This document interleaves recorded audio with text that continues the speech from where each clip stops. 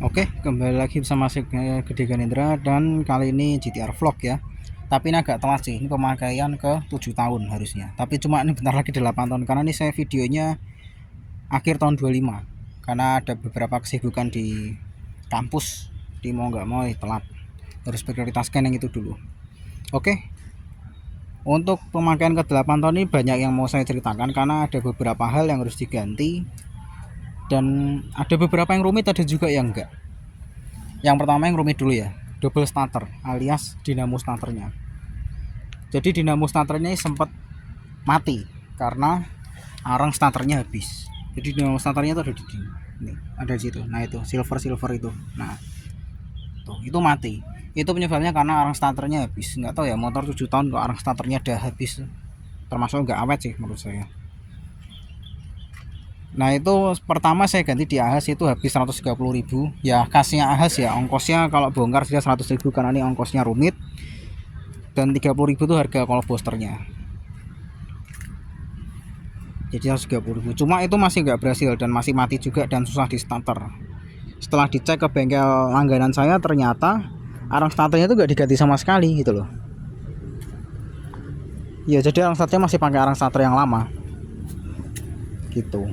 Jadi saya sebenarnya buat elektrik starter tuh saya ruginya 200.000 sih sebetulnya. Itu harusnya toh gitu saya bawa aja di bengkel langganan saya itu habisnya cuma 70.000 gitu. Jadi ruginya lumayan besar sih buat dinamo starter ini. Jadi saran saya sih kalau misalkan ganti arang starter mendingan ke bengkel langganan aja deh, jangan ke Ahas karena selain mahal ternyata juga nipu. Padahal tuh Ahas langganan saya. Dan saya nggak akan nyebutin Ahasnya mana, intinya di Semarang aja dah gitu. Lalu di sini ada beberapa sedikit ubahan, bukan beberapa sih, memang cuma satu, yaitu ini saklar dim. Jadi saklar dim ini saya ganti sama yang ini, yang ada pas bimnya. Jadi dia bisa piu-piu gitu, kalau apa namanya bahasanya anak bilet gitu, piu-piu gitu. Jadi bisa ngedim-ngedim gitu.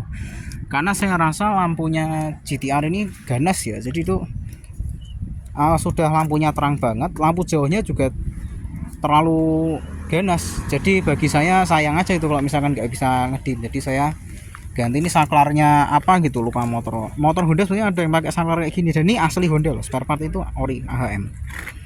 Cuma entah kenapa nggak diterusin lagi, padahal sayang bener deh kalau misalkan diterapin di sini. Jadi sekarang ini mirip MX King nih, ala-ala ini lampu jauh, lampu dekat, di sini pas bim. Ini mirip MX King yang baru sekarang. Untuk kondisi bodi sebetulnya nggak jauh beda ya sama yang tahun lalu, cuma ini mulai kelihatan nih, ini udah mulai retak-retak tuh, karena ini kena panas.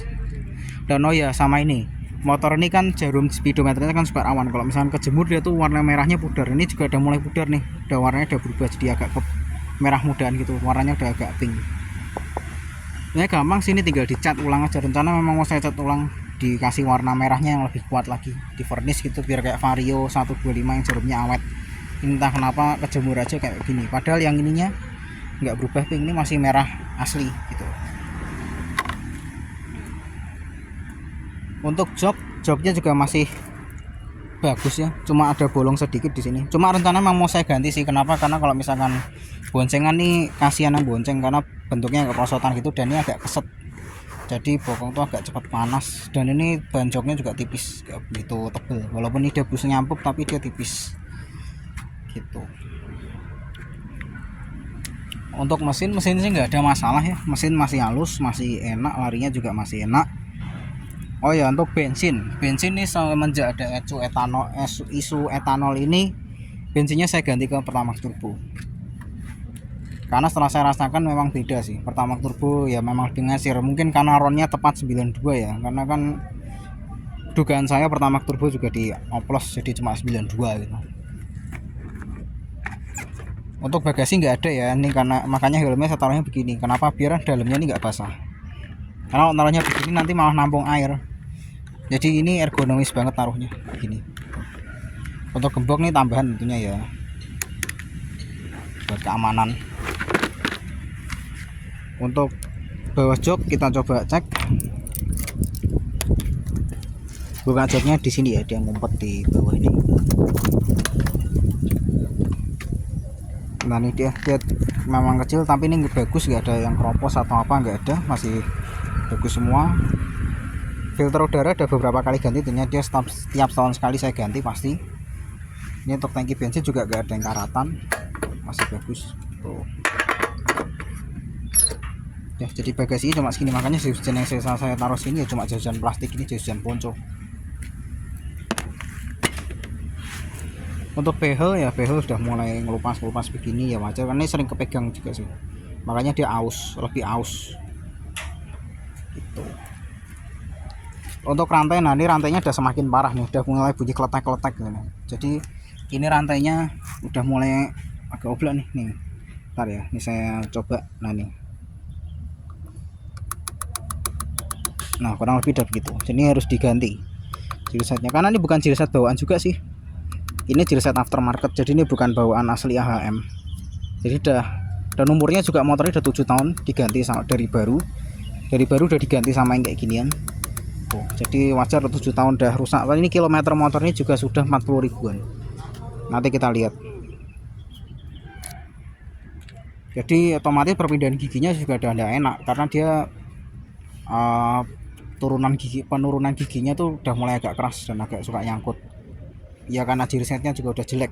Kalau ganti jilset baru udah pasti lebih enak. Kilometer ini langsung kita lihat aja.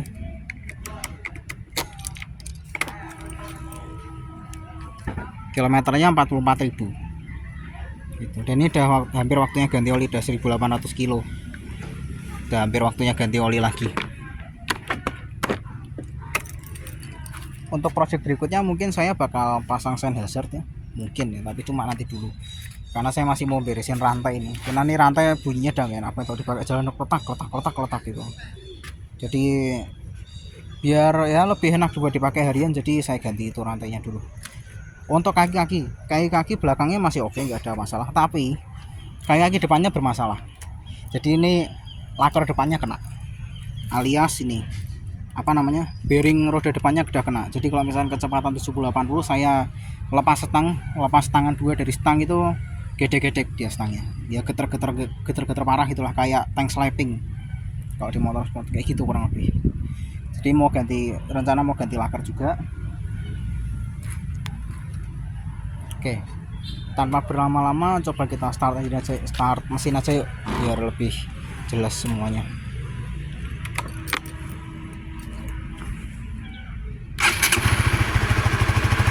Suara starternya juga udah bagus lagi. Kenapa? Karena arang starternya udah saya ganti.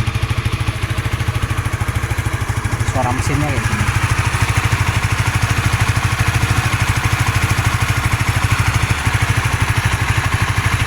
Halus kan? Ini dari baru nggak pernah loh, kalau ngotok tuh nggak pernah. Mesinnya masih halus. Ini kalau denger dari belakang kayak gini. Nah tuh.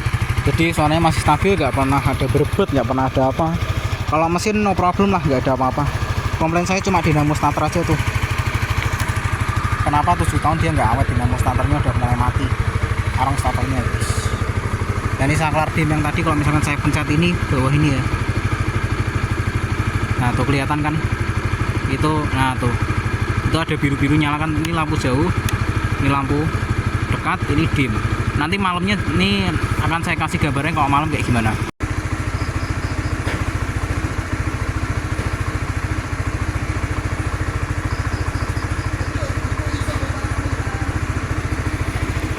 Ya kurang lebih kayak gitu. Ini harus saya saklar dim. Radiator nggak pernah mampet, semua masih normal. Cuma ya bodi tengah nih karena sering bawa barang jadi udah mulai boros-boros, itu aja mungkin.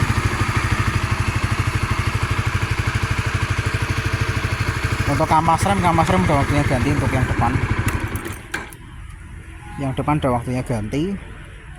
Nanti mungkin diganti barengan sama laker depan, karena ada sekalian nyopot roda depan juga ya kan. Ya oke, mungkin sekian aja GTR vlog kali ini. Terima kasih sudah menonton.